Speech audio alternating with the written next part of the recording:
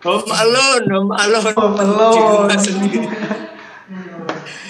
Ya, ketika saya melihat keceriaan adik-adik semuanya menambah semangat saya juga, jiwa muda saya kembali muncul ya. Oke, kita lanjutkan ya. Adik-adikku semuanya yang saya cintai, yang saya banggakan. Begini, saya kebetulan kemarin-kemarin ada hal ya, ada sesuatu yang ingin saya sampaikan pada teman-teman semuanya yang sekarang masih ada di rumah. Ya. Saya mendapat nasihat dari kiai saya, kan gini.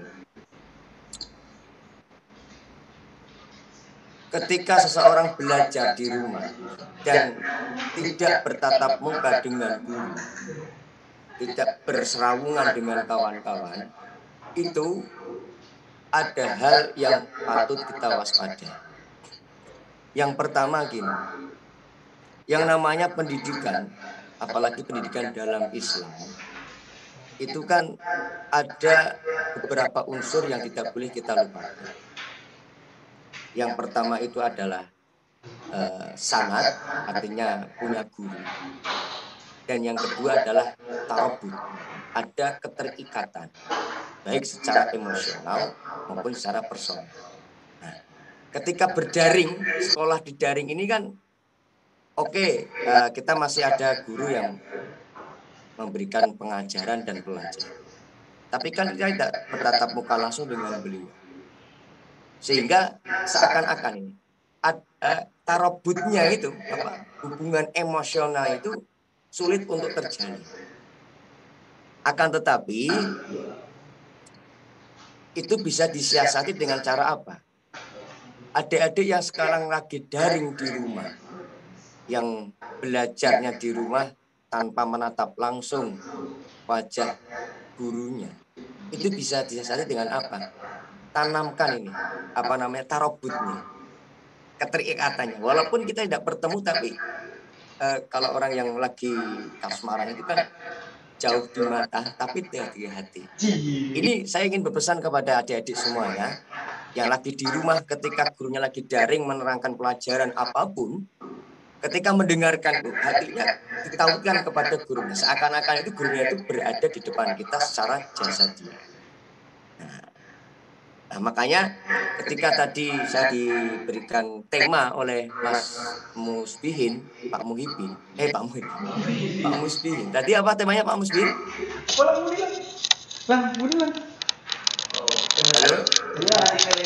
Generasi milenial.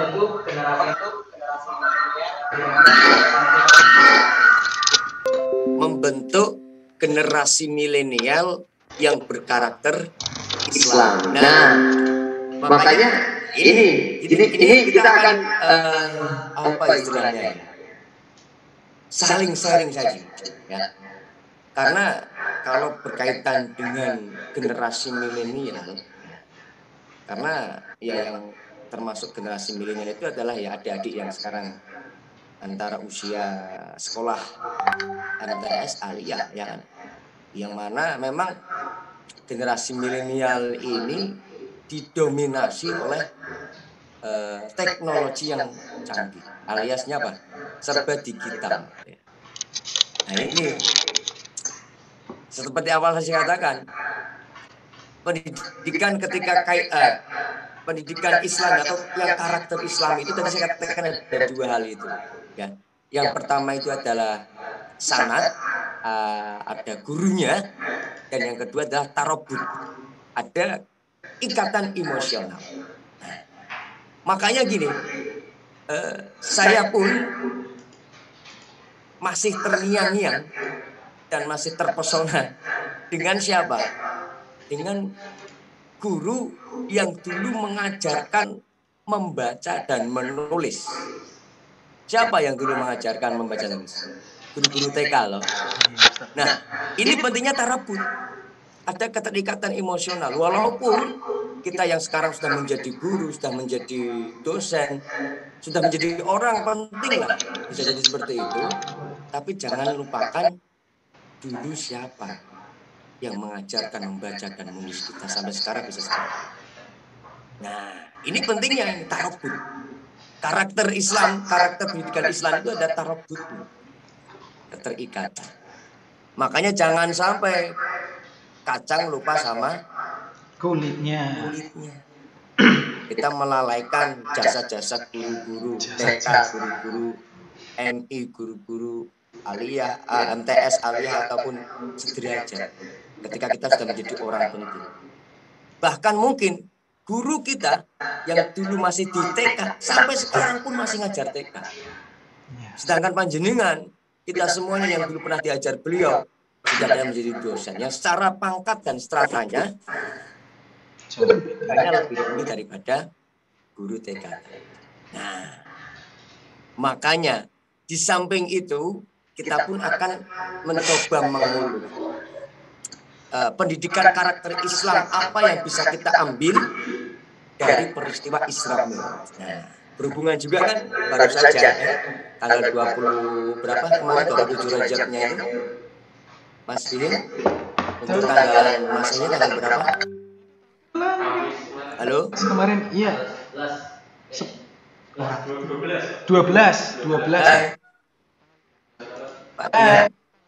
Maret.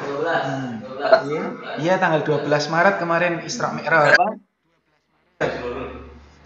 Tanggal merah 11 apa 12?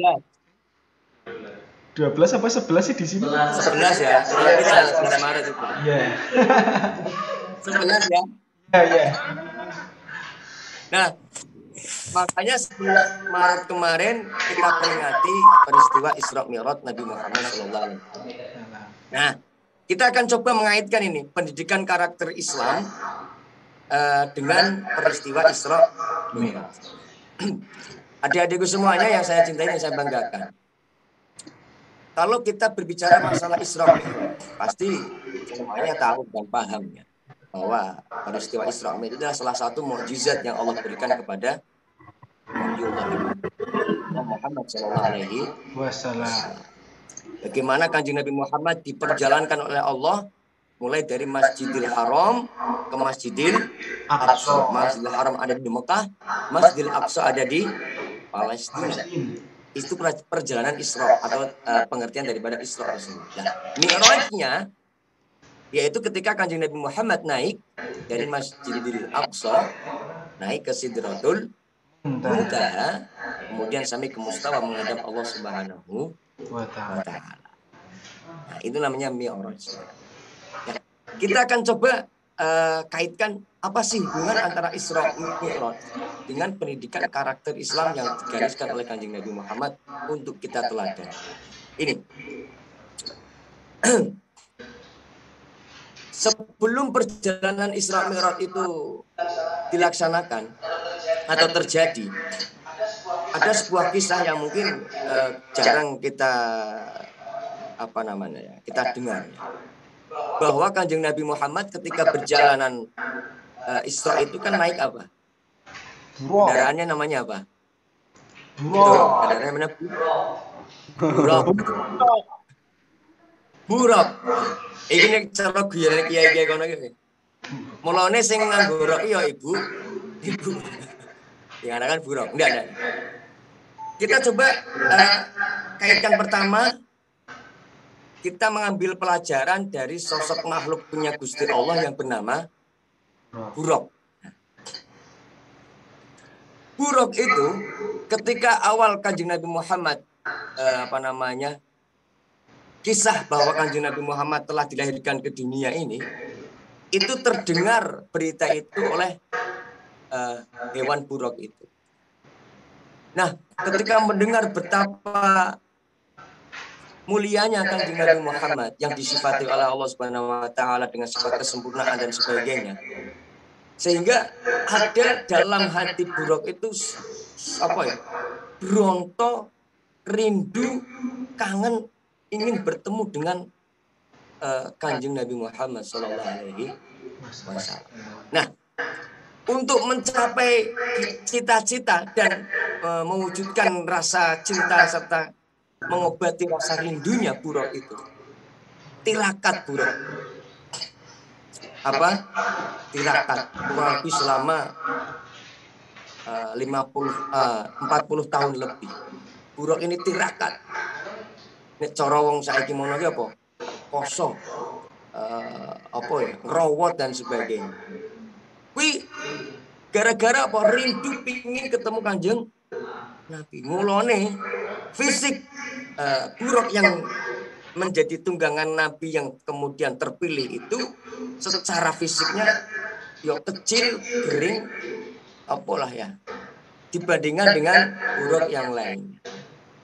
Nah, akan tetapi ketika Allah memerintahkan malaikat Jibril untuk memilih hewan tunggangan yang akan dinaiki Kanjeng Nabi adalah buruk tersebut. Makanya ini pendidikan karakter Islam yang bisa kita teladani pertama dari buruk dulu.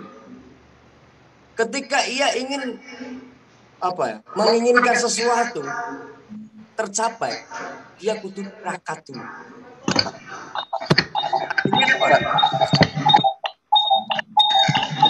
Ketika adik misalkan orang.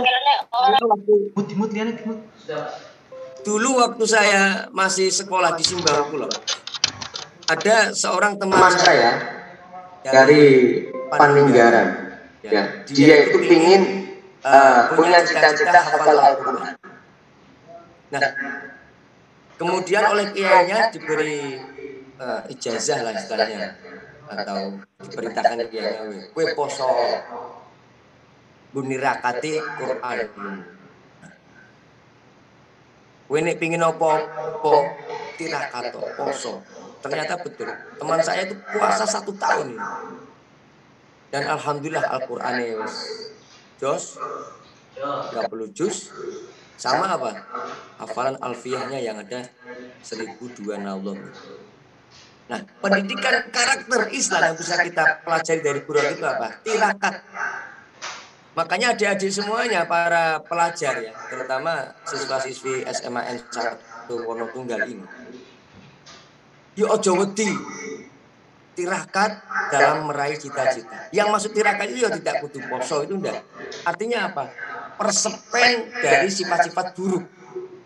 Hilangkan keburukan yang ada dalam diri kita.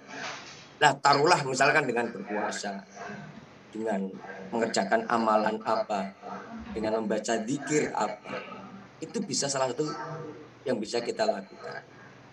Ini buruk. Dan ternyata benar, karena berkat tirakat buruk itu, cita-cita yang dia inginkan, rasa rindu yang begitu mendalam selama kurang lebih 40 tahun, ingin berjumpa dengan kekasihnya, dikabulkan Allah Subhanahu wa Ta'ala. Padahal secara nek kok Pak nggo tunggangan, terus kombile sing rasa sing gedhe loh. Tapi kenapa Allah malah memilih buruk yang cilik, kucing, ora istilah ngono apa? Ora memper nek dipakai untuk tunggangan. Namun ini kejadian luar biasanya. Biiznillah. Ketika buruk mendapat kabar gembira bahwa dia akan menjadi tunggangan Kanjeng Nabi, dia sumringah. Bahagia sampai rasa sumber kebahagiaan itu dilober berpengaruh kepada kondisi fisiknya. Inilah sing mau gering, sing mau ucit, sing mau ora bertenaga karena saking senengnya. Buruk itu diroso, digedi, terkuat. Nah, pelajaran yang kedua apa dari buruk? Ketika kita sudah bertirakat, kita kemudian mencapai dan sukses cita-cita yang kita inginkan tercapai, pasti yang lainnya itu akan mengikuti. Nah, seperti itu. Teman saya dulu waktu itu di pondok ya kering, terus pokoknya ya Allah ngasihnya melas gitu, pokoknya nemen loh. Lah itu setelah dia rampung tirakat, masya Allah dia lulus sekolah, lulus mondoknya, neng omah alhamdulillah. Secara ibaratnya mono kan nek cara wong biyen iki mangke donya iki mangke katut dhewe. Itu berkat daripada tirakate Buraq yang kemudian dipilih Allah SWT menjadi tunggangan Nabi ketika peristiwa Isra. Nah ini kita masuk ke peristiwa Isra Mi'raj. Dan ketika Kanjeng Nabi hendak berangkat perjalanan Isra, terlebih dahulu Kanjeng Nabi dibersihkan hatinya. Ya, konon dibelek dodone, dijukuk atine, diresiki nganggo banyu Zam-zam. Apa pelajaran yang bisa kita ambil dari sini? Setiap apapun yang kita lakukan, baik itu dalam pekerjaan maupun sekolah, harus didasari dengan hati yang ikhlas, yang bersih. Jangan sampai ada niatan yang kurang baik. Nah, makanya pelajaran yang kedua dari Isra Mi'raj adalah adik-adik semuanya. Ketika hendak mencari ilmu, diniati ati sing apik. Ditoto atine sing apik. Aku niat insun. Makanya ulama-ulama dahulu, kenapa ilmunya sangat luar biasa? Kenapa ketika ngaji beliau cepat nangkap dalam materi ilmu yang diberikan oleh Kiai ala guru? Karena hatinya diresiki. Niatane sing temenanan. Bukan untuk materi dunia, tapi betul-betul karena li'izalatil jahalah. Saya sekolah, saya belajar, saya ngaji untuk apa? Untuk menghilangkan kebodohan yang ada dalam diri. Bukan saya sekolah biar menjadi pintar, tidak. Tapi yang paling utama apa tadi? Diniati sing apik untuk menghilangkan kebodohan yang ada dalam diri. Karena bahaya, orang yang bodoh itu bahaya. Bahayanya gini, dia tidak tahu, tapi seakan-akan dia tahu, sehingga apa yang dilakukan itu kadang keliru.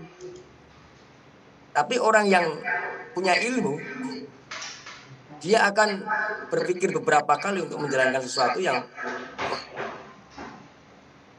dipikirkan dulu sebelum melakukan. Tapi kalau orang yang bodoh kadang dilakukan dulu, baru kepikir itu beda. Nah, itu pelajaran yang ketiga berarti ya dari peristiwa Isra.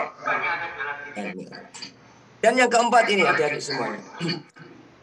Ketika hati Kanjeng Nabi sudah dibersihkan dengan air Zam-zam, Nabi dihadapkan kepada dua pilihan minuman. Ya. Yang satu itu khamar, yang kedua apa? Susu. Hah? Susu, betul. Karena di sini tidak ada susu, maka adanya ini nyugri itu ya. Minum dulu silakan, monggo. Bismillahirrahmanirrahim. Endorse. Bismillah. Alhamdulillah. Seger. Silakan monggo diminum dulu, Pak. Nah, ini. Ketika Kanjeng Nabi dihadapkan dua pilihan antara khamr dan susu, Kanjeng Nabi pilih apa? Susu. Coba bayangkan kalau Kanjeng Nabi pilih khamr, bagaimana umat selanjutnya. Tetapi Kanjeng Nabi pilih susu yang punya banyak manfaat. Nah, oleh karenanya ini teman-teman semuanya, ketika jenengan hendak bepergian mencari ilmu atau kemanapun atau menuju ke tempat manapun, iya itu harus sanggup. Iya Mas Pi. Apalagi perlu ilmu toh. Tuh pernah belajar kitab Alala itu kan. Sanggup ilmu ono piro? Ono 6 toh? Masih ingat enggak? Alala tanalul ilma illa bisitatin sa'um majmu ihabi bayan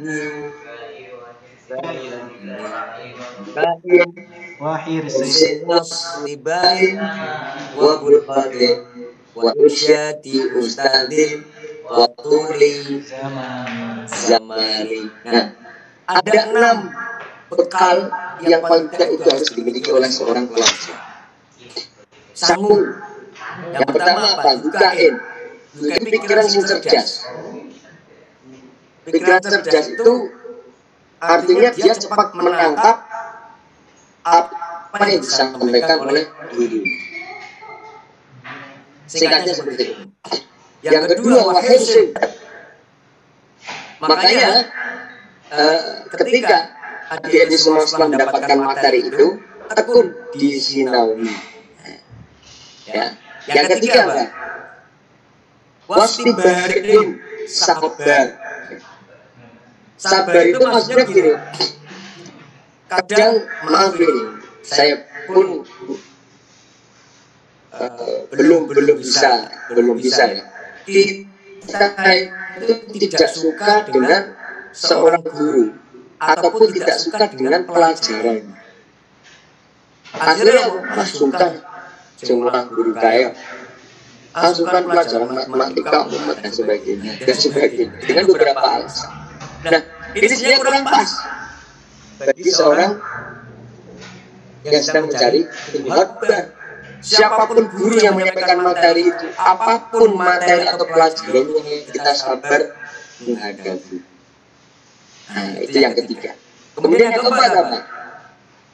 Dukain wahisin wasdibarik wabdul watin onusalini. Mulanya biasanya yayasan atau sekolahan itu kan apa ya istilahnya bukan membebankan.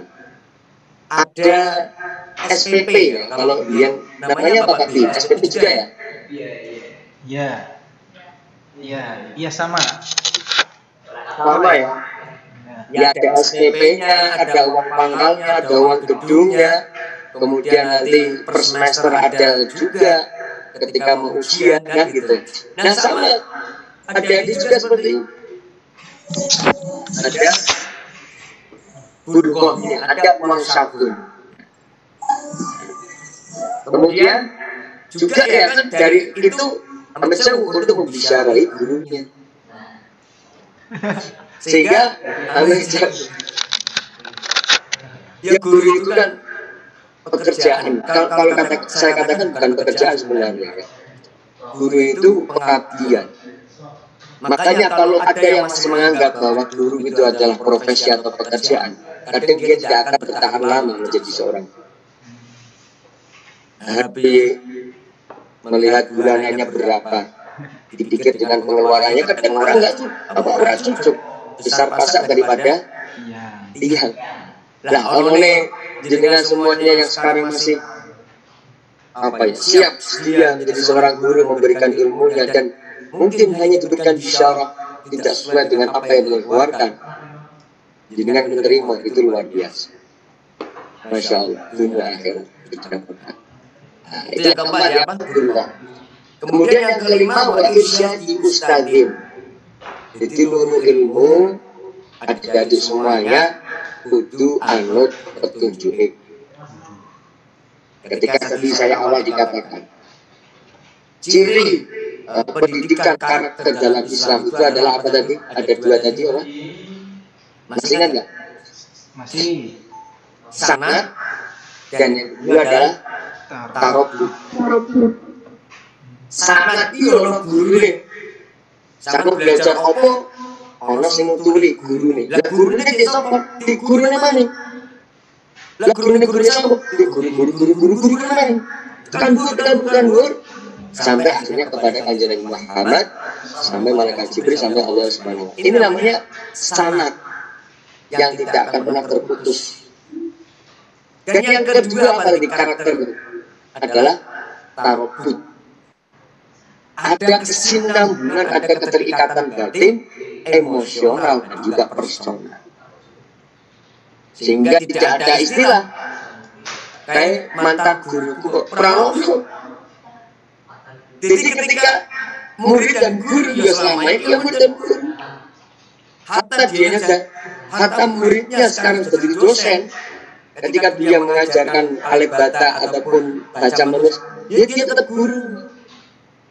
Tidak kemudian, gue jadi dosen. Nah, tidak. Ini karakter yang harus kita bentuk. Karakter yang harus kita tumbuh kembangkan kembali di dunia sekarang ini. apalagi di era milenial, ya kan?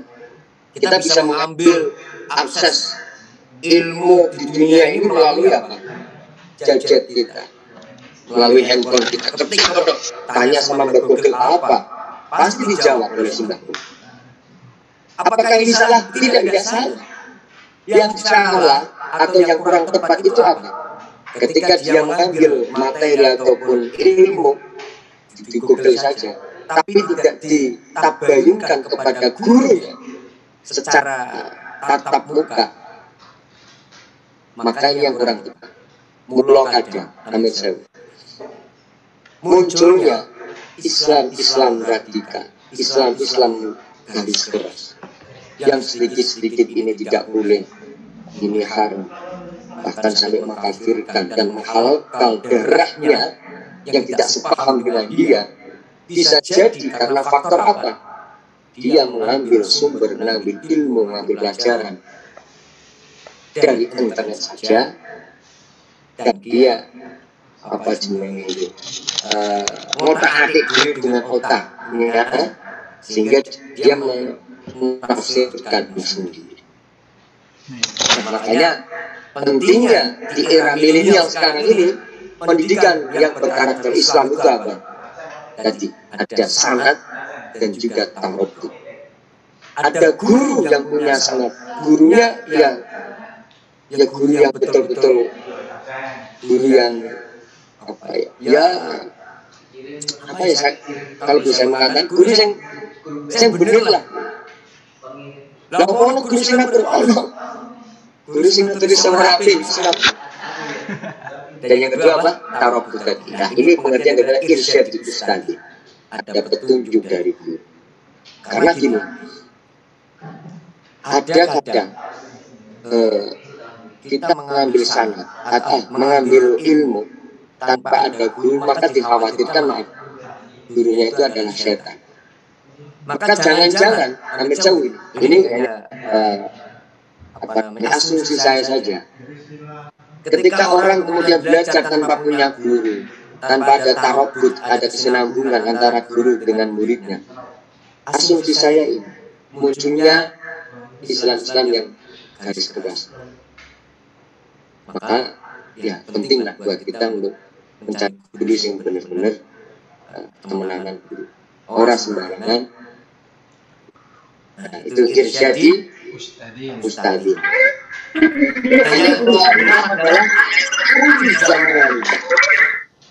Makanya kalau kita ingat dengan statementnya Bapak Pendidikan Indonesia, Bapak Ki Hajar Dewantoro, apa menyampaikan beliau?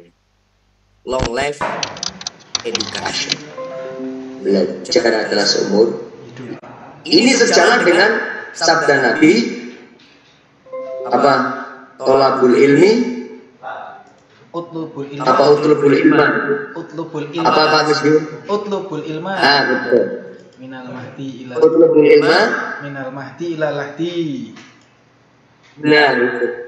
Utlubul ilma minal mahdi ila lahdi. Tulis zamani long life itu kasih. Makanya jangan dikotak-kotakkan ilmu itu.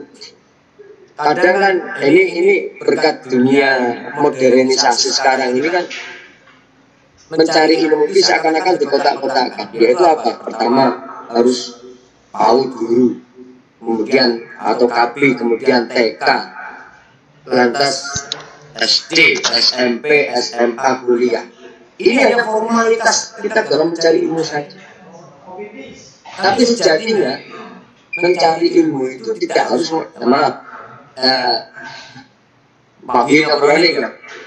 tidak harus kita dengan ilmu masuk ke TK, ke MI, MTS, alias sampai tunggal tidak.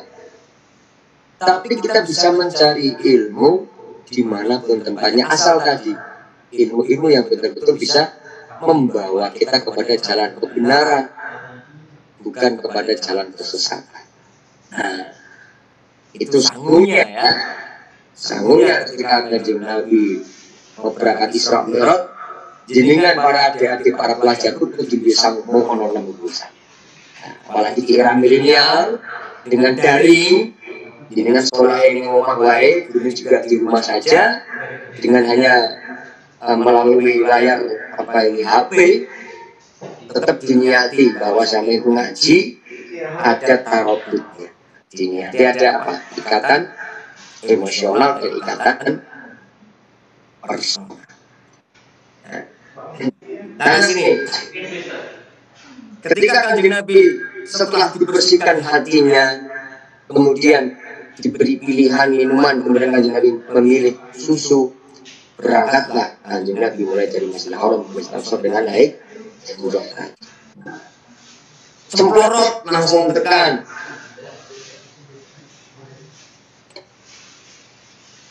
Kadang ada yang masih berpendapat gini, yaitu monggo.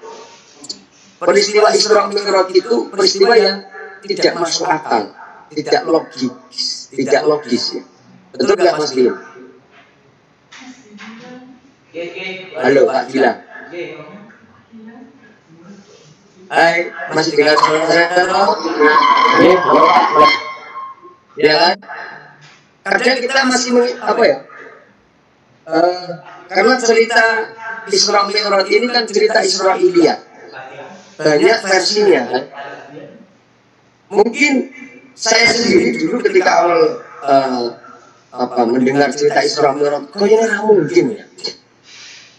Masa kejadian hanya seberapa malam saja, tapi Kanjeng Nabi bisa berjalan dari kota Mekah ke Palestina, bahkan sampai ke langit Sabit itu, kembali ke tempat semulanya ke Mekah, keadaan tempat itu kan jadi masih hangat. Berarti terjadi hanya sekejap malam saja. Ini dipikir nalar logika, orang mungkin loh ya. Tapi apakah begitu? Tidak. Ini saya dapatkan keterangan baru ya. Mungkin fakta yang bisa dibuktikan dengan ilmu. Adik-adik yang belajar ilmu fisika, apa aja yang belajar tentang kecepatan cahaya itu ilmu apa Pak Muslim? Pak Gila. Ilmu fisika atau ilmu biologi itu yang fisika betul ya? Pak Gilang ini jadi Pak Gilang, kecepatan cahaya itu berapa itu? Apa? Berapa kecepatan cahaya itu? 300.000 km per detik. 300.000 km per detik. Makanya ketika matahari terbit dari ufuk timur, dari sebelah timur, bumi langsung terasa padam, langsung kena sinare cahayanya matahari. Nah, coba kita kita analogikan peristiwa ini dengan peristiwa Isra Mi'raj Kanjeng Nabi yang hanya sekejap malam saja. Kanjeng Nabi di situ ditemani oleh malaikat Jibril. Malaikat itu diciptakan dari apa? Cahaya.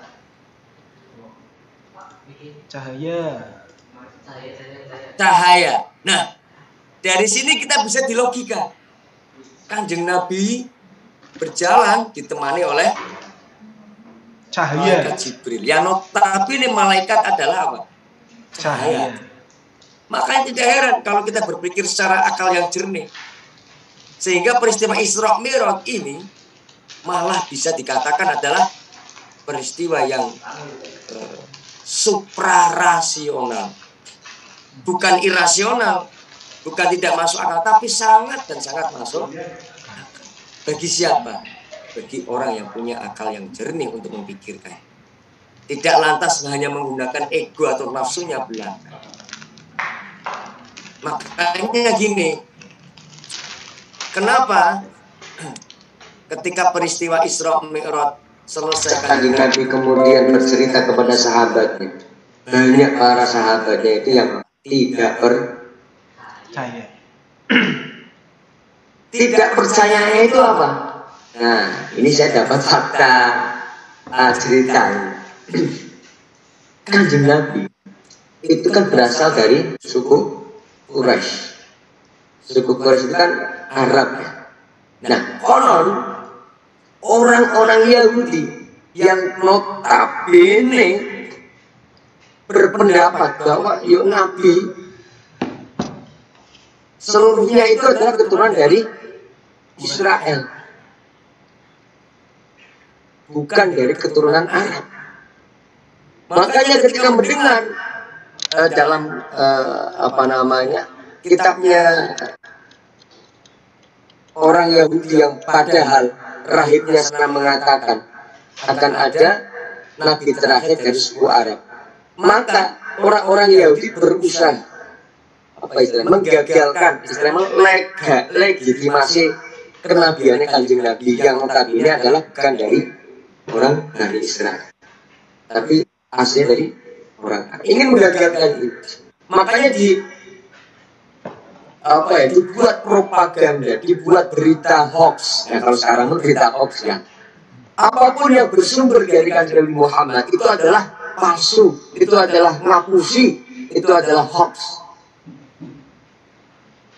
Makanya berita hoax itu muncul tidak sekarang, dulu pun sudah ada. Propaganda yang menyesatkan itu sudah ada. Maka jangan heran. Sekarang banyak hoax. Nah, makanya dikaranglah bahwa dikompori orang mungkin ngosok perjalanan Muhammad Pangeran dari Masjidil Haram di Makkah ke Madinah ke Masjidil Aqsa, padahal itu jarak tempuhnya kalau naik kuda itu bahkan mencapai 1 bulanan. Ditebarkanlah berita-berita, wah Muhammad pembohong, Muhammad pendusta. Tidak mungkin Nabi itu pendusta, Nabi itu pembohong. Makanya bagi kita, bagi orang-orang dulu yang kemudian termakan provokasi propaganda dari mereka, dia goyah. Akhirnya juga tidak mempercayai Kanjeng Nabi. Banyak juga yang bahasanya keluar dari Islam, mereka pada murtad. Kenapa? Faktor hoax itu. Nah, kaitannya dengan ekonominya sekarang. Nah, coba sudah banyak informasi yang dikarang, ditulis seakan-akan bahwa berita itu adalah benar, dan kita ambil jauh, gampang saja dan mudah terpercaya. Gak usah jauh-jauh. Baru-baru ini muncul broadcast, kalau dulu di zaman BBM itu broadcast ya, berita dari WhatsApp itu di-share. Ramadan Jumat ini, Jumat barang siapa yang menge-share, menyebarkan ini, dia akan mendapatkan ini. Itu hoax ya. Sama seperti dulu. Nah, kadang kita cepat percaya tanpa ada tabayun dulu. Nah, itulah salah satu dampak digital yang patut kita waspadai, apalagi para kaum muda. Ya. Jangan sampai kita cepat tersulut emosi provokasi berita-berita hoax. Jangan. Soalnya bahaya. Kadang memang sekarang itu kan perangnya tidak hanya perang secara ideologi, tapi juga perang secara media. Sehingga apa? Kadang ini kok karena gara-gara gadget, gara-gara digital, gara-gara HP yang kita pegang itu melalaikan segalanya. Kewajiban kita itu kadang terlupakan gara-gara HP. Kita lebih sering membaca statusnya teman, membaca WhatsApp, tapi kita sendiri lalai, lupa kita Al-Quran. Jujur saja, kita lebih suka nonton di YouTube apalagi pengajian-pengajian dari luar, tapi kita lalai untuk ngaji di tempat-tempat musola, di majelis taklim di sekitar kita. Kita pun kadang lalai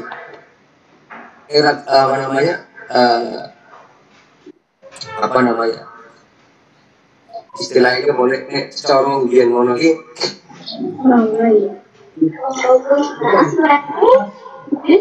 hubungan.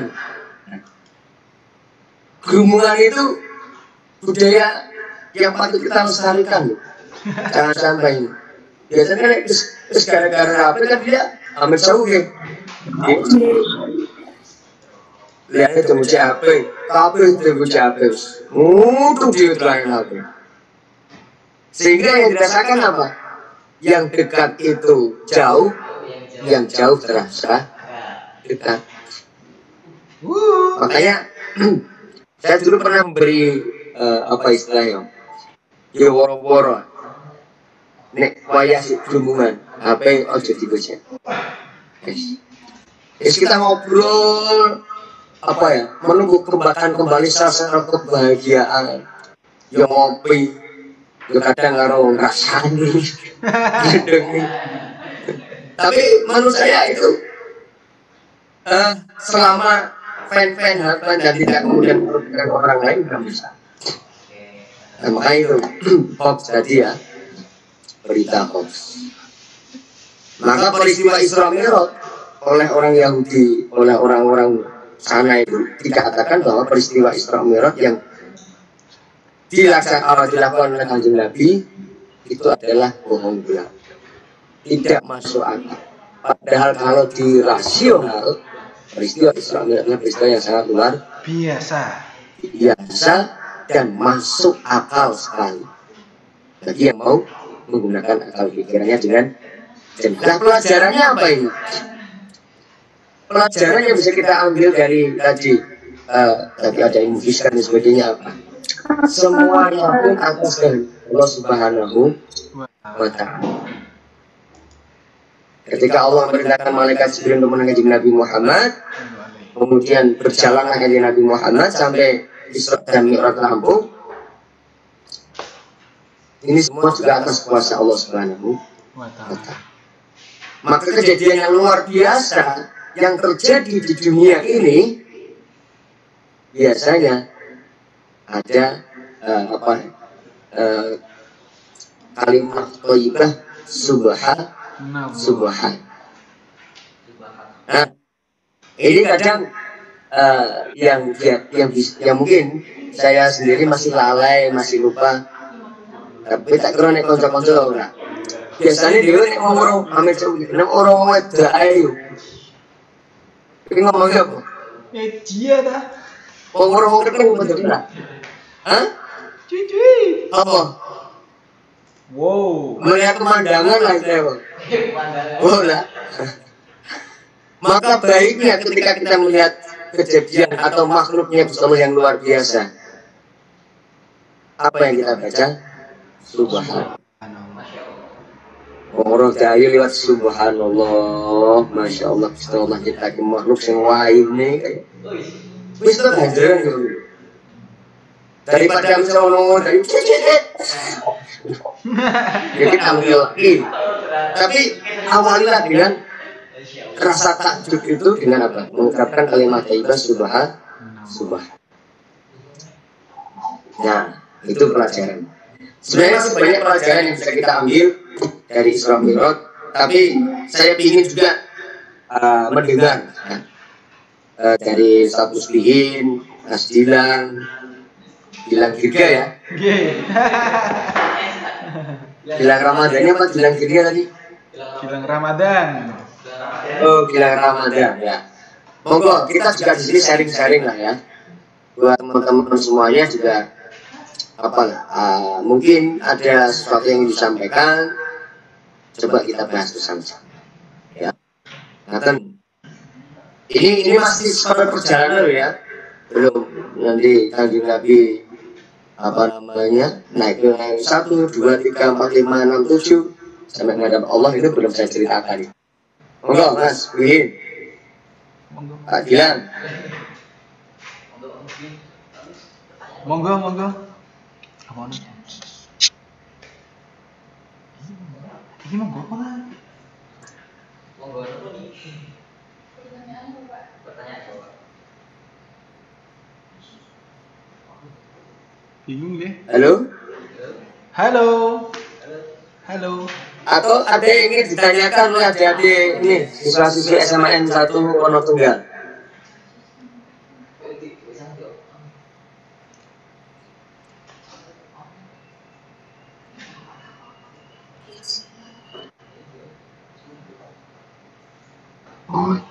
Yuk.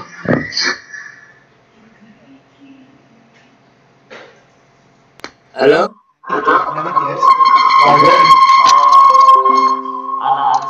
Teman-teman semua yang mau bertanya bisa on mic dan memperkenalkan diri.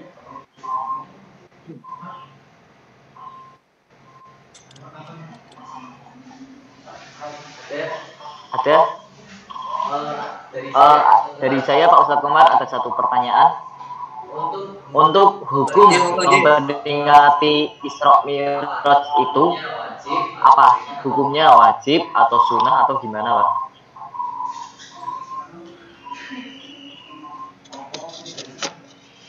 Oh, oke. Pak Gilang. Al-aslu fi syai'i al-ibahah. Jadi segala sesuatu adalah boleh selama tidak ada dalil yang melarangnya. Ya. Maka memperingati peringatan apapun, kalau itu ada hal kebaikannya, ada nilai-nilai positif yang bisa kita ambil, itu bisa menjadi sunnah. Karena di situ ada unsur kebaikannya, ya kan?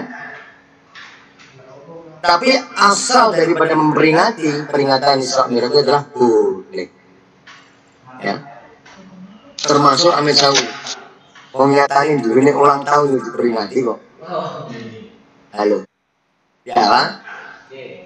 Beri dari zaman wis dipikir sekarang dan dipikir sopo wong biasa yo siakeh dosane maksiate yo jalan ibadah yo jarang, tapi kok diperingati ulang tahun nih. Dipikir secara cepat di logika.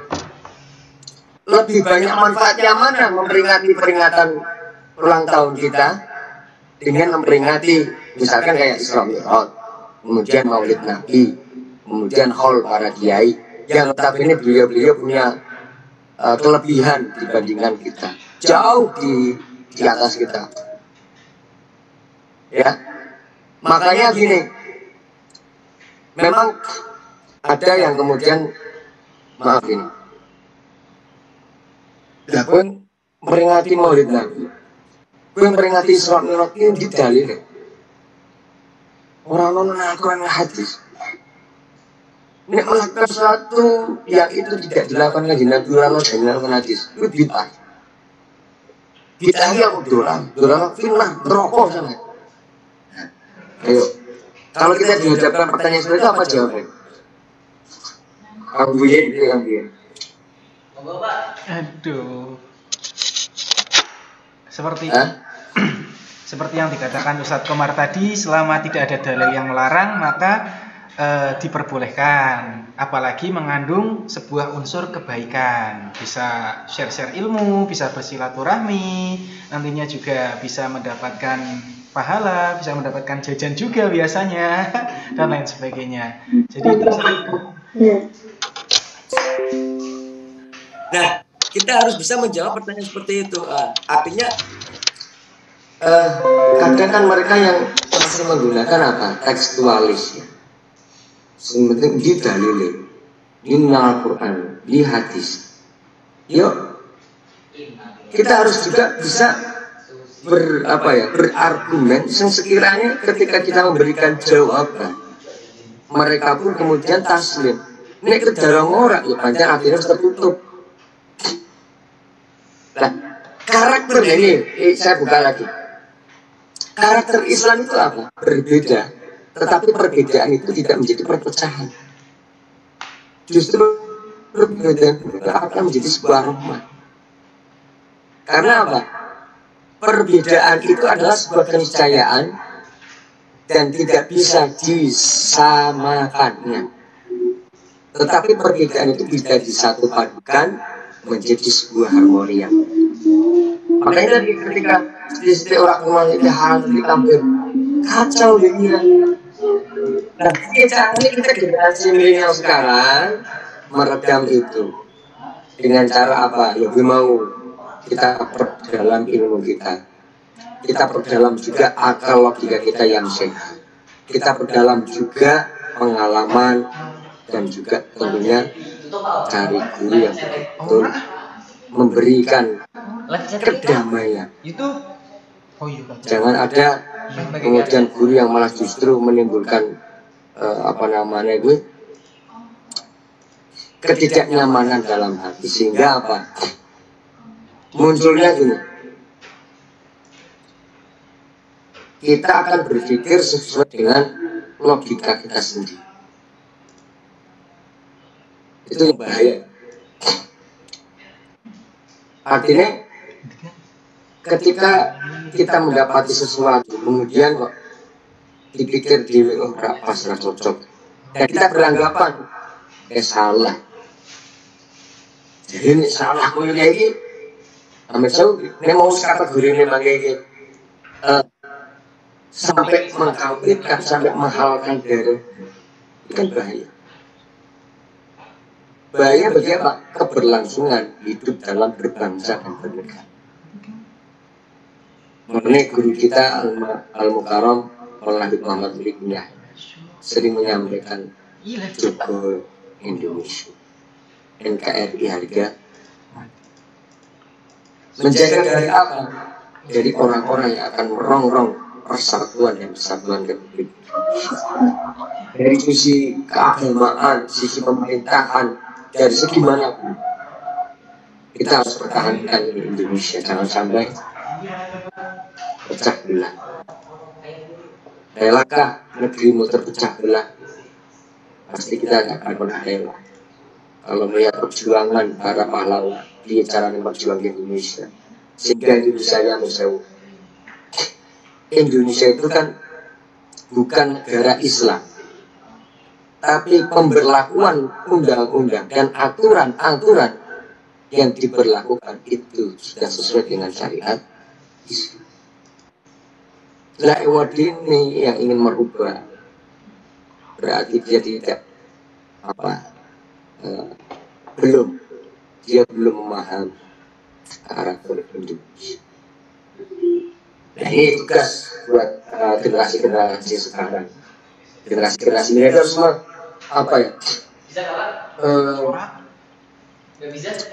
arahnya apa ini? Menggulung-entah pemahaman kita, ideologi kita, dan juga nasionalisme. Cuma sih gara-gara mungkin kita punya guru yang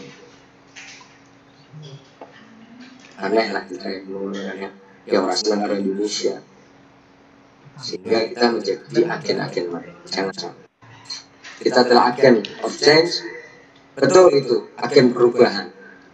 Tetapi perubahan apa yang akan kita berikan? Tentunya perubahan yang lebih baik, bukan perubahan yang secara anarkis. Nah, ciri-ciri Islam, karakter Islam itu kan ada amar ma'ruf nahi munkar. Memang dalam pembentukan karakter pribadi seorang muslim itu harus tanamkan dalam diri adalah apa? Jiwa amar ma'ruf nahi munkar. Kuntum khairu ummatin ukhrijat linnas ta'muruna bil ma'rufi wa tanhauna 'anil munkari. Tapi ada berikutnya wa tu'minuna. Ketika kita mau beramar ma'ruf ya dengan cara yang ma'ruf.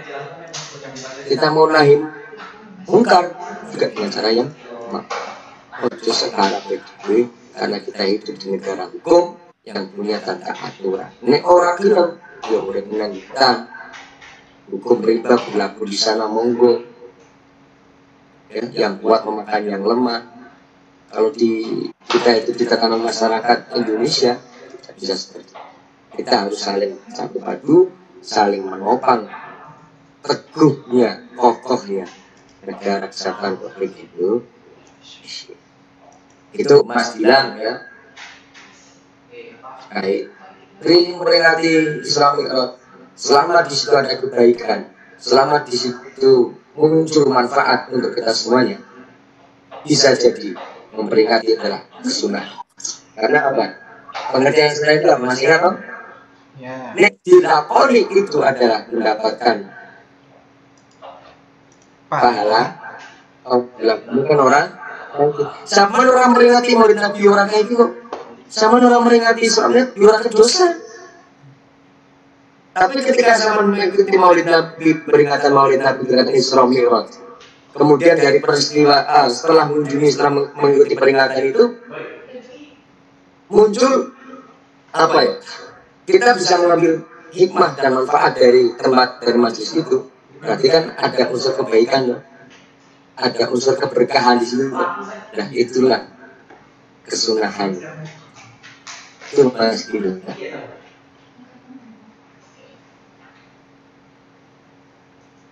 Dia mau masih. Ya, siap nih. Oke, ikan kakap, ikan cucut, lanjut. Asik. Sendirian tak punya kekasih. Napa nggih? Jomblo.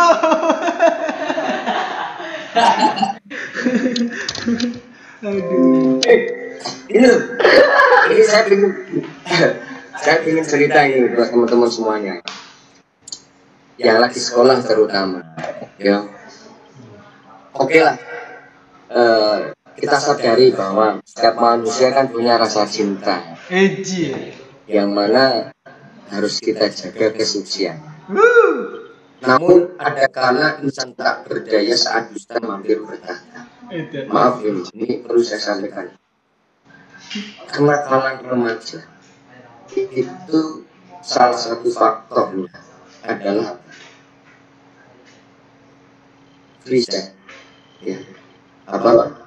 Seks bebas. Nah, biasanya faktor yang mempengaruhi free sex itu ada faktor apa? Cinta. Aku senang sama I love you, I wish you, I see you. Akan kulakukan apapun semuanya untukmu asal kau bahagia. Lah kadang dengan rayuan gombal jauh itu komen malah naik ketemu. Sehingga apa? Bagi seorang wanita, dia pun luluh dan akhirnya dia pun rela memberikan semuanya sesuatu yang diminta oleh pacar. Maka kejadian free sex, pergaulan bebas, seks bebas itu biasanya di latar belakangi faktor itu, dan pelakunya kebanyakan para remaja yang masih sekolah. Coba Mas Hari buka ya, ada dari Mendikbud itu kan, berapa pelajar yang Ahmed Jauh yang survei itu kan, 30% hanya 30% katanya. Kalau saya salah mau dikatakan hanya 30% itu surveinya yang masih ting-ting, yang lainnya sudah pernah itu. Karena Allah bilang ini jauh dari karakter Islam. Makanya saya mengingatkan teman-teman semuanya yang masih sekolah yang di SMA N1 Monopin kalau toh memang sama punya rasa cinta kepada lawan jenis itu sah-sah saja, wajar. Jangan manusia rasa senang wajar. Tapi tolong bisa dikekang nafsu. Saat durungnya dihalalkan. Soalnya banyak terjadi apa? Ketika sudah terjadi hal demikian, hubungan bebas sampai kemudian kehamilan, anaknya nggak mau mengikuti. Anaknya Pak dilahirkan menjalani hobi, dia porsi hobi. Nah mulai gini, ada ayat yang begini, wal yakhshal ladzina lam taraku min khalfihim dzurriyyatan dhi'afan khafu 'alaihim wa yattaqullah. Jangan sampai kita meninggalkan generasi-generasi ke depan, generasi yang lemah secara mental, lemah secara pendidikan, lemah secara moral atau akhlak. Lah bisa jadi aman jauh. Ketika anak hasil hubungan tidak sah itu dilahirkan, terus tidak ada yang bertanggung jawab, siapa yang ngopeni, anak menjual kemana, orang genah pendidikan dan sebagainya. bisa jadi dia akan generasi yang jalan-jalan sing orang genah arah tujuannya mau kemana. Ya Allah, nggak tahu kenapa ini kalau di daerah Batang saya nggak tahu. Kalau sendiri itu sering saya jumpai itu anak-anak kecil yang masih sekolah kegumungan perawatan jualan itu pakaiannya itu. Ya Allah lagi apa mau orang nurun baik bisa jadi karena faktor broken home, bisa jadi karena diputus pasarnya dan yang hilang-hilang ketemu konco di kampung Kopai kan emang akan dikemanakan generasi Indonesia masa yang akan datang kalau para remaja ini seperti itu. Nah maka saya pesan ini buat teman-teman semua, saya tidak melarang zaman itu pacaran, tidak melarang karena itu hak diri, tapi tolong ya jaga cinta itu kan suci murni, jangan kotori dengan perbuatan yang bersih.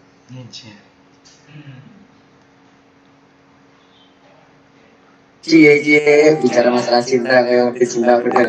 Kasih. Halo. Hai.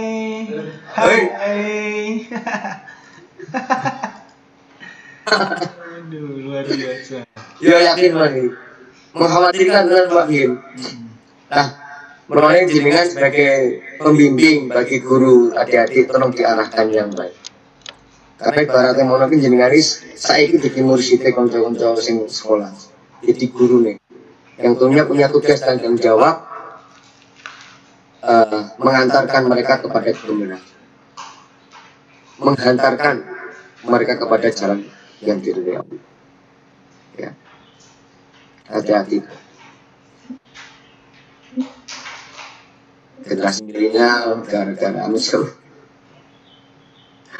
apa micet terus apa mana kayak yo aplikasi dengan aku ampun ya mana hati-hati mulai perlu didasari apa tadi dasar sing kuat ya bang iman yang kuat jangan turun sungguh tanamkan di hati iman yang kokoh. Pacaran monggo kalau yang menganggap itu perlu monggo, tapi jangan sampai ketika sama berpacaran sama melakukan hal-hal yang di luar daripada syariat. Hanya sama dua Islam ya monggo, aman misalkan orang Barat ya yang notabene kalian ke Islam mungkin secara aturan tidak seperti dalam Islam. Ya kaya kisah Ronaldo karo bojone kae. Matang dhisik baru dia anak kawin, itu memang budaya sana. Tapi budaya di Indonesia budaya Islam, syariat Islam mengatakan ketika seseorang ingin melakukan hubungan harus diakadkan dulu. Ketika belum akad terus kamu melakukan itu namanya zina. Zina, dosanya luar biasa di ajem. Mobil dirajam sampai mati. Tapi, monggo kalau jenengan hanya sebatas kesengsem, naksir, malah justru menjadi motivasi sampai ke arah lebih baik itu mau. Tapi kalau menjurus kepada keburukan dan kekejian lebih baik tinggal. Punya BDWA untuk khawatir. Tenang saja, feeling good and feeling happy. Ya. Asmara datang dan pergi silih berganti, tapi alhamdulillah saya tetap tegar. Karena saya yakin apapun yang saya alami ini adalah atas izin Allah, atas ridho Allah. Makanya kita menjalani hidup enak. Orang kemudian galau, kemudian hanya menjauh, putus pacarnya, bunuh diri, naudzubillah minzalik. Orang lulus sekolah, ujian sekolah nggak lulus, frustasi, naudzubillah minzalik. Ampun, itu bukan karakter Islam. Karakter Islam itu semua yang telah digariskan Allah kita terima dengan lapang dada. Kita syukur. Tapi tetap usaha, istiqomah dan berdoa. Setelah itu apa? Kita tawakal kepada Allah Subhanahu wa ta'ala. Ya, urutannya gitu. Karena usaha dulu ya, misalnya dengan yang belajar, usaha belajar. Ilmu apapun belajar.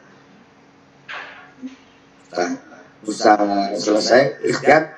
Tidak hanya ikhtiar langit, sama belajar juga ikhtiar batin. Zaman dulu jatuh lagi karo sepuh-sepuh, karo guru nih, karo wong tua nih, karo utama. Dan juga jangan lupa doa dalam sholat malam. Ya. Kemudian yang kedua istiqomah, tekun. Yang mau saya sampaikan itu sekolah yang mana, yang sergap, insya Allah ditimbang. Nah orang sergap, kayak aku masih gini. Orang lulus kuliah sekarang tahu tak gitu, orang lulus. Orang itu lagi. Oh, nggih. Sampai itu orang selikur, kira berarti 17 tahun. itu 13. dikurangi selikur 14 tahun. Semester 2. Ya Allah, 14 tahun menempuh pendidikan S1 rara-rara. Karena faktor apa? Aku ora tekun. Beda kalau bikin tekun orang. Nah, kesuksesan itu tergantung juga dari proses. Ya. Maka seorang jangan lihat dari hasil akhirnya, tapi berproses. Karena ingin sukses itu ngerti proses perjuangan itu. Nah, mau istiqomah, kemudian berdoa kepada Allah, apapun hasilnya, pasrah tawakal Allahi la haula wala quwwata illa billah. Itu generasi milenial yang punya karakter Islam itu gitu. Tidak mudah baperan. Nah ini lagi generasi sekarang itu kan generasi yang mudah baper. Dan operasi ke jengkel musuh dan sebagainya. Nah, mulai sekarang ditata ben ojo baperan. Misalnya ada gitu, nih orang baperan di keperasaan hasilnya apa? Mulai berani mah hasil sedikit bersurau, dirasa itu nesu. Orang dikonsol lah yakin, orang baperannya dikonsol. Dan yang kedua jokader, lagi mau arus globalisasi, arus informasi di dunia digital, jangan sampai buat kita hater. Kok begitu? Nek dia memang mendapat informasi dari media yang kemudian itu menjadi kebimbangan hati kita, ya kita tabayunkan, kita apa jenenge konsultasikan dengan guru. Ojo dipikir dewe. Kadang orang kuat, tidak pikir. Nah, itu bagi ya tambahan dari saya. Padahal ada yang lain dari mbak-mbaknya monggo. Monggo ada pertanyaan lain. Hah? Mati dewe malah parah. Iya, tapi ini orang pengen ini. Ini kalau sekolahan masuknya sampai kapan? Adik-adik, halo. Hai, sampai habis lebaran. Belum ada Habis lebaran. belum ada instruksi yang pasti. Ada kepastian. Berarti masih di rumah terus ini ya? Nggih. Nggih, Pak, teng griya. Hah? Alhamdulillah. Wis punjul iki lho jam songo. Aman berarti. Aman. Monggo barangkali yang ingin disampaikan Mbak siswa, Mbak siswinya.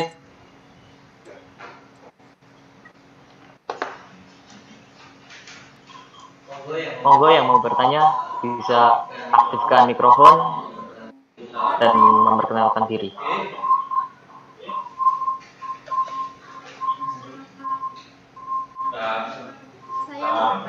Kayak masih pertanyaan. Oh, itu untuk Ziyatul Fahiroh, monggo.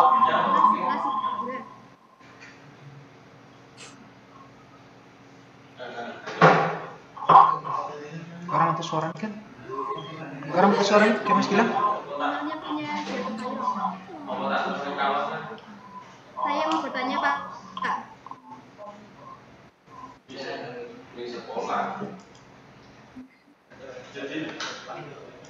Iya, silakan. Ya, silakan monggo.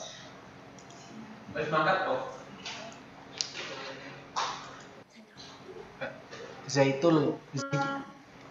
Ini Pak.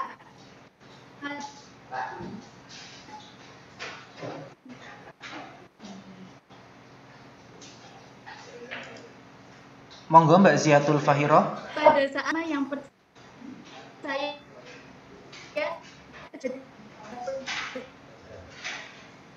Suaranya ora jelas Olang. Enggak kedengaran. Mbak Ziatul Fahiroh bisa diulang ataupun ditulis di chat ya. Ya, bisa ditulis di chat, nanti disampaikan oleh moderatornya. Iya. Halo Mbak Ziatul Fahiroh, tadi suaranya kurang Halo? jelas. Iya. Halo? Nah ini jelas ini. Ya, Sudah Pak. Nah ini sudah ya didekatkan ya kalau pas lagi bicara didekatkan. Oke silakan. Saya Dwi Hanin Ismawati, kelas 11 IPS 2. Ingin bertanya, Pak. Pada saat saya terjadinya peristiwa itu, siapa Pak? Apanya? Sekian, terima kasih Pak dari saya. Ya diulang Mbak. Tadi pertanyaannya gimana? Pada saat terjadinya peristiwa itu siapa? Siapa apanya yang siapa? Gini Pak, pertanyaan saya. Pada saat peristiwa Isra Mi'raj, orang yang pertama percaya adanya peristiwa tersebut itu siapa Pak? Oh iya, karena banyak orang yang tidak percaya katanya tadi ya. Terus ditanyakan siapa yang pertama kali percaya gitu.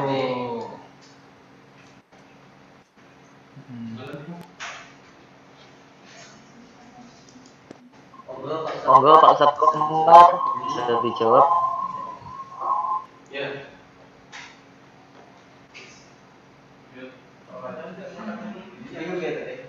halo. Iya, sudah ya pertanyaannya Mbak Ziatul Fahiroh tadi ya. Saya ulang pertanyaannya tadi, pada saat Isra Mi'raj banyak orang yang tidak percaya adanya peristiwa tersebut. Lantas siapa orang yang pertama kali percaya begitu ya? Halo, Mbak Ziatul? Oh, ya.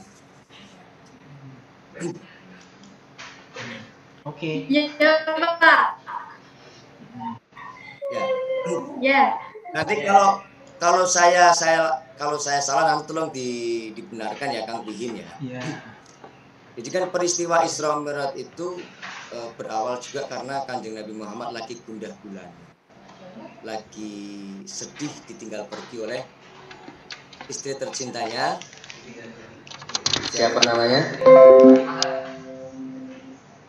Siti Khadijah, dan paman yang paling membelanya.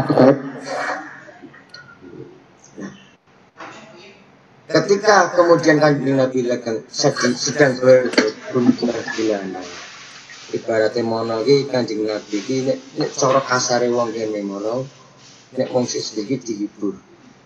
Nah, sebagai bentuk hiburan kepada Kanjeng Nabi Muhammad, Allah Subhanahu wa taala mempercayakan Isra Mi'raj. Ketika pulang Isra Mi'raj, Kanjeng Nabi bercerita kepada sahabatnya, salah satunya adalah Sayyidina Ali karramallahu wajhahu. Sayyidina Ali diceritakan kejadian ini karena beliau memang orang yang paling dekat dari Kanjeng Nabi, yang orang yang pertama kali mempercayai Islam, orang yang pertama kali masuk Islam dari kalangan pemuda ya Sayyidina Ali karramallahu wajhahu. Makanya orang yang pertama kali ketika selesai Kanjeng Nabi Isra Mi'raj cerita kepada Sayyidina Ali. Nah, Sayyidina Ali menyarankan kepada Kanjeng Nabi, kalau cerita ini sampai melebar, istilahnya atau berita tentang Isra Mi'raj, pasti mereka yang punya keimanan yang lemah dia tidak akan percaya.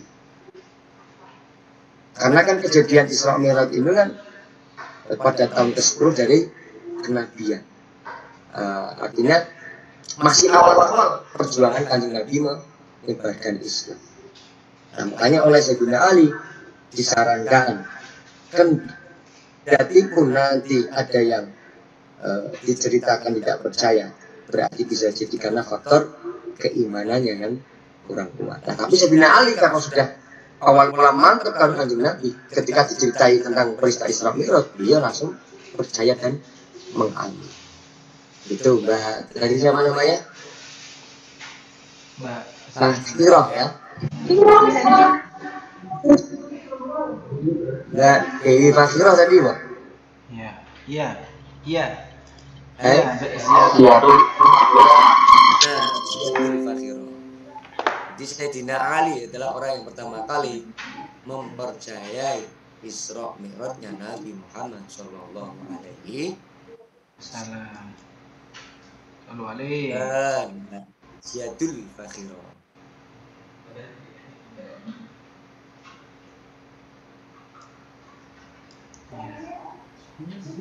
Oke Pak, makasih ya Pak. Iya, sama-sama. Nah, saya mau tanya Mbak Fakhirah ini. Saya mau tanya Mbak Fakhirah. Halo, Ya Pak, masih gimana sambung? Pak? Cerita tentang Isra Mi'raj ketika awal Mbak Fakhirah mendengar itu seperti apa? Perjalanannya Kanjeng Nabi Muhammad Ya. bertemu langsung secara Tatap muka kok.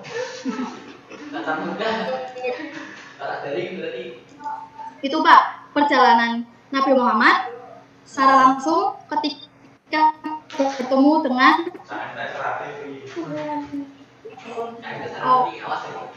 Allah Subhanahu wa taala. Masuk.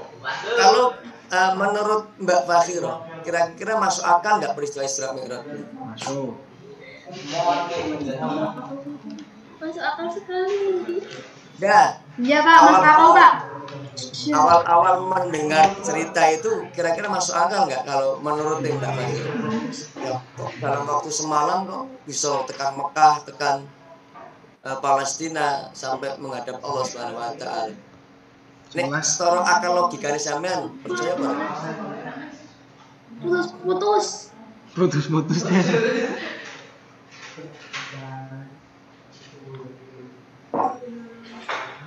Mbak Fakhirah yang putus-putus. Terus nih mamaku ngomong Hah?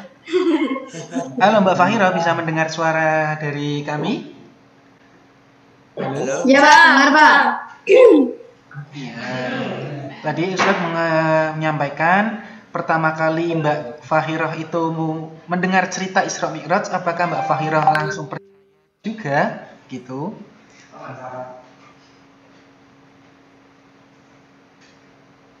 Halo? Kok hilang? Halo Mbak Fakhirah, Ziyatul Fakhirah. Sinyalnya susah mungkin ini pun. Sinyalnya ya? Ya.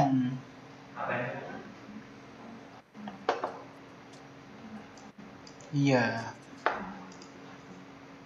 Iya ini Sinyalnya mungkin ya. Iya di Mbak Ziyatul Fakhirah sinyalnya nggak kuat ini, nggak keluar gambarnya juga. Atau kadang gini Mas, orang ketika mendengar cerita pun, misalkan kayak saya misalnya. Aku nembe di Mekah ya. Nah, moro-moro kesuk wis bali. Laku. Kira-kira percaya apa ora? Boten. Halo ya. Orang percaya toh? Nah, sama halnya ketika awal waktu itu para sahabat yang mendapat cerita tentang Isra Mi'raj itu ora percaya, orang ngandel lah. Tetapi nyatanya apa? Tidak ada sesuatu yang tidak mungkin di dunia ini. Wong nyatanya Amin Saudi. Orang yang sudah dekat dengan Allah Subhanahu wa taala sudah mendapat gelar aulia illah. Ibarat monarki sudah tidak ada ruang dan waktu di sana yang membatasi. Maka tidak ada sesuatu yang tidak mungkin. Melawang membian Amin Saudi. Nek jenengan tok ndelok film Angkling Dharma apa. Ada sudawirat yang bisa ajian tegak gunung, ada ajian apa Mas? So, tekan kono kan apa? Hah? Teleportasi. Rogo Sukmo. Ya? Rawa rontek. Rogo. Itu kenapa bisa memvisualisasi? Karena mereka yang sudah ibaratnya mono itu wis kefutuh atine, wis tidak ada ruang dan waktu, maka mungkin saja. Maka jangan heran wong sakti apa orang itu termasuk lihat ada apa kayak onone candi-candi yang dibangun ya, dalam waktu 1 malam kan nggak mungkin tapi mungkin saja kalau kita menghadapinya atau memahaminya dengan kepala yang jernih tanpa ada tendensi kebencian. Tapi ini wis ono tendensi kebencian, ya Pak apa wis sing dilakoni mesti ora percaya dhisik. Lah sama halnya dengan dulu. Kenapa para sahabat dulu yang kemudian awalnya sudah percaya Kanjeng Nabi, kemudian munculnya Isra Mi'raj, kemudian malah dia murtad tidak percaya? Karena faktor sudah dibumbui dulu, sudah diberikan kabar hoax dulu. Mulanya ada benih benci dulu kepada Kanjeng Muhammad. Mulai walaupun dia caranya hadat api, ya tetap orang di peloni. Asli semua orang tetap benci. Lah pelajarannya apa buat kita? Memang kalau kita sudah melihat keburukan orang lain, apapun kebaikan yang dia lakukan itu tidak berharga sama sekali di hadapan. Bahkan kelebihan kebaikannya luar biasa banyaknya, tapi kalau hanya kita melihatnya itu sisi buruknya pernah dia lakukan kepada kita, selamanya dia akan buruk di mata kita. Nah, salah satu ciri ya, ini saya juga dapat ilmu ini buat mudah-mudahan ini bisa teman-teman bisa mempraktekannya. Kenapa dulu saya susah move on dengan guru bahasanya, dan susah move on, maksudnya susah move on untuk memaafkan ya. Tapi melupakan yo, saya angel juga. Kenapa kita susah memaafkan kesalahan orang lain? Karena bisa jadi faktornya yang kita pikirkan adalah apa? Kesalahannya kepada kita, tidak memikirkan kebaikannya kepada. Coba dibalik, yang kita pikirkan adalah apa? Kebaikan yang dia perbuat untuk kita. Akhirnya kita akan menyadari, oh iya, dia paling hapus kisah untuk tapi dia sudah berjasa kepada saya sampai saya seperti ini. Akhirnya keburukan itu akan lebur dengan sendiri. Tapi kalau yang sudah kita dahulukan adalah rasa bencinya, ya bicaranya ya sengit terus. Nah, maka ini bisa menjadi salah satu treatment buat kita semua. Akan menjadi orang itu, yo ojo terlalu underestimatean kepada orang lain. Jangan selalu memandang buruk orang itu, tapi pandanglah sisi kebaikan yang dulu pernah dia lakukan. Maka akan timbul legowo hati, memaafkan. Nah, itu prinsipnya.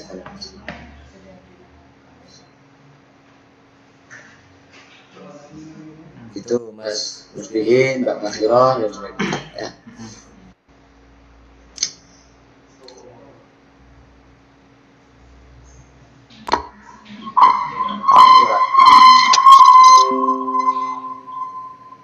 Enggak, barangkali ada yang lain sebelum nanti kita akhiri. Oke, cukup mohon atas minggu.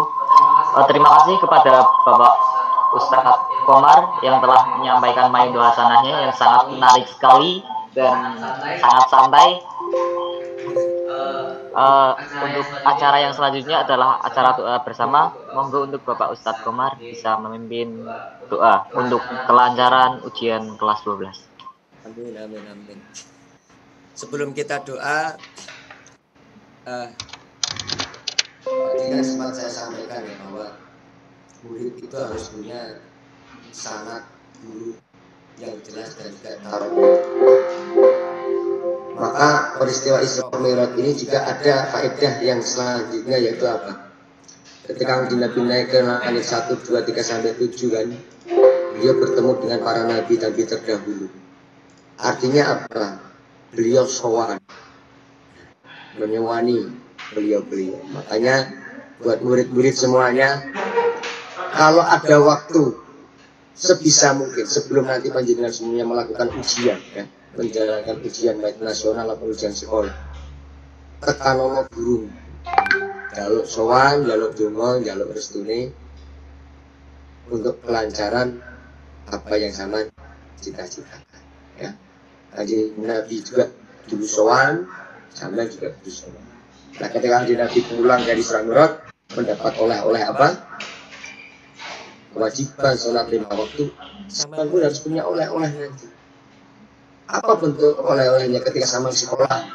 Berarti oleh-olehnya apa? Ilmu. Lulus sekolah apa oleh-olehnya? Ilmu mendapatkan. Ilmu. Jadi misalnya sebagai bentuk legitimasinya adalah apa? Ijazah. Ya, ijazah.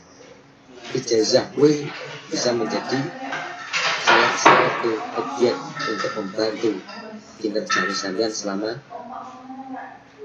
meraih cita-cita. Lah, meraih cita-cita itu diibaratkan apa? Mi'raj. Ya kan? Kalau peristiwa Isra itu diibaratkan zaman itu ngaji, zaman itu sekolah, zaman itu mencari ilmu, belajar, mencari bekal, itu Isra-nya. Lah Mi'rajnya ketika sama sudah mendapatkan ilmu, jadi mau sekolah untuk ijazah, semua kuliah untuk ijazah juga, tinggal ilmu itu diamalkan. Ya. Sing guru diamalkan di guru kesimpulan. Sing apa nanti pejabat ataupun jadi apapun lah tokoh masyarakat, itu adalah upaya zaman Mi'raj untuk menuju kepada Allah Subhanahu wa Ta'ala.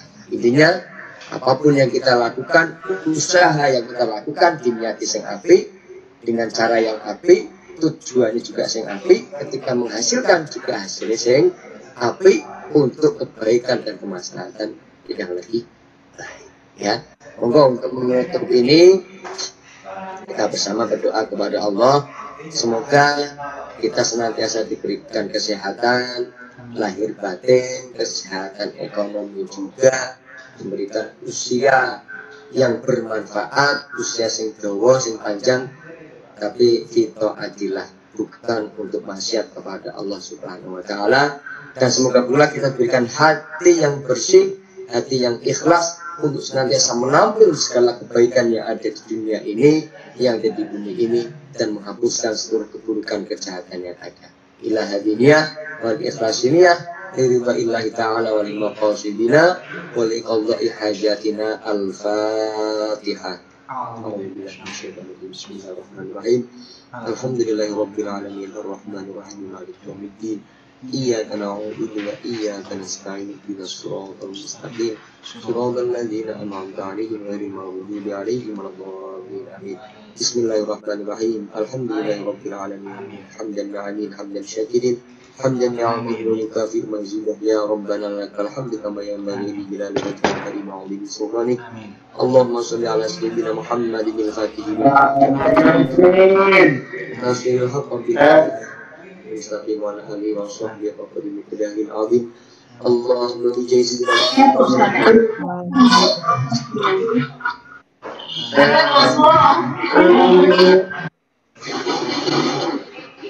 Ustaz kemarin kita kemut yang Lang, iya kemut nanti ya Ustaz kemarin. Nanti Lang. Ustaz kemarin, amin. Nanti Lang. Kau orang sih, gigi. Amin. Lang, klik Lang. Masih coba kalau bisa. Amin. Amin.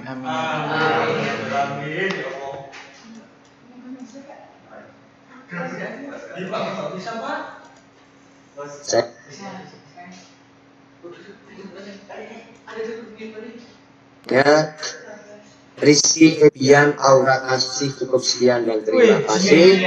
Pekalongan Kota Batik, ganteng lan ayu-ayu. Wallahul muwaffiq ila aqwamit thoriq. Wassalamualaikum warahmatullahi wabarakatuh. Waalaikumsalam.